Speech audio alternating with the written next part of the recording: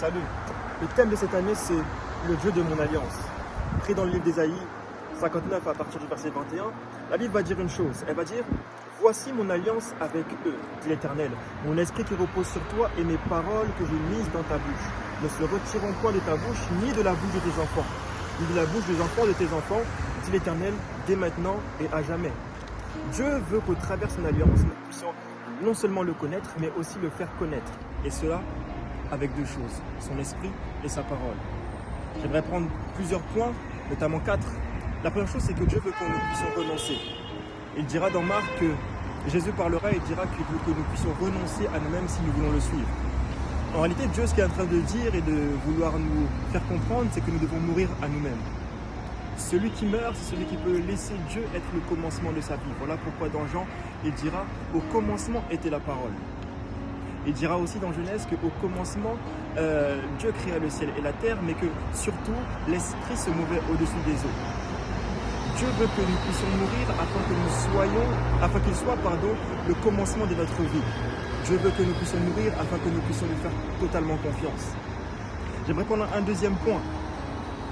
Dieu veut nous montrer, nous prouver son amour afin que nous ayons la plénitude de son esprit et la plénitude de Dieu. C'est dans Éphésiens qu'il dira: à cause de cela, je fléchis les genoux devant le Père, duquel tire son nom toute famille dans les cieux et sur la terre, afin qu'il vous donne, selon la richesse de sa gloire, d'être puissamment fortifié par son esprit dans l'homme intérieur. Et c'est la suite que j'aime, qui est intéressante. Il va dire: en sorte que Christ habite dans vos cœurs par la foi, afin qu'étant enraciné et fondé dans l'amour, vous puissiez comprendre avec tous les saints quelle est la largeur, la longueur, la profondeur et la hauteur, et connaître l'amour de Christ qui surpasse toute connaissance, en sorte que vous soyez remplis jusqu'à la plénitude de Dieu. Dieu veut qu'on le connaisse dans tout son amour, dans ces 4 dimensions-là, afin que nous soyons capables justement de partager son amour. Nous soyons capables de parler de lui, afin que nos générations, les générations qui suivent, comprennent que Dieu nous a tant aimés, que Dieu veut faire une alliance avec nous. Et depuis Genèse, Dieu nous montre qu'il veut faire alliance. Alors j'aimerais aussi prendre un troisième point. Le troisième point, c'est que il veut que nous soyons remplis de sa parole afin de parler de sa part. La Bible dira dans 1 Pierre que c'est poussé par l'esprit qu'il y a eu des prophéties et qu'ils ont parlé de sa part. Aujourd'hui, c'est à notre tour. Voilà pourquoi Dieu veut que nous soyons remplis de son esprit et de sa parole. Dieu veut que nous allions en étant poussés par l'esprit. Celui qui est poussé par l'esprit, c'est celui qui a l'esprit de Dieu en lui. Dans Romains, la Bible va dire que celui qui a l'esprit est fils de Dieu.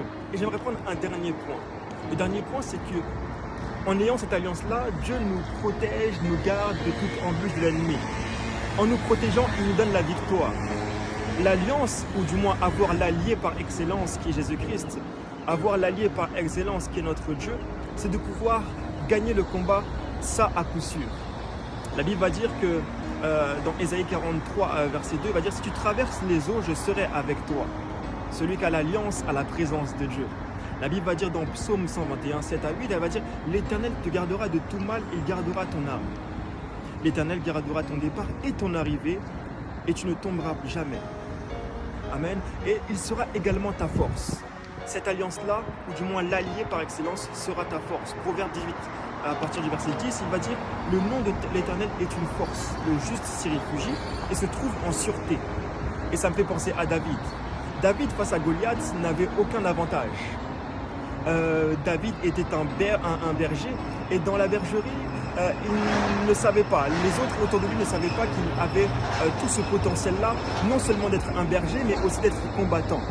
Oui, en réalité, l'esprit travaille en toi, mais l'esprit, à un moment donné, sera sur toi. Sera en toi d'abord pour travailler ton caractère. Lorsque tu mourras, il va venir travailler. Mais après, lorsque tu devras sortir pour annoncer, pour parler, pour combattre, l'esprit sera sur toi. Et à partir du moment où l'esprit est sur toi, c'est là que tu peux aller. C'est là que tu peux parler. Automatiquement, Dieu te donnera la victoire. David n'avait aucun avantage. Il n'avait pas les armures, il n'avait pas ce que Goliath avait, ni la posture, mais il avait l'esprit de Dieu. Ce que l'esprit peut faire et la parole peut faire, c'est qu'elle te donne la victoire sur tout ce que tu fais. Sur tout ce que tu fais et sur tous les combats que tu pourras avoir dans ta vie. Amen. J'aimerais dire à quelqu'un une chose. Cette année, fais de Dieu ton allié. Cette année, fais alliance avec Dieu. Et tu verras la gloire de Dieu.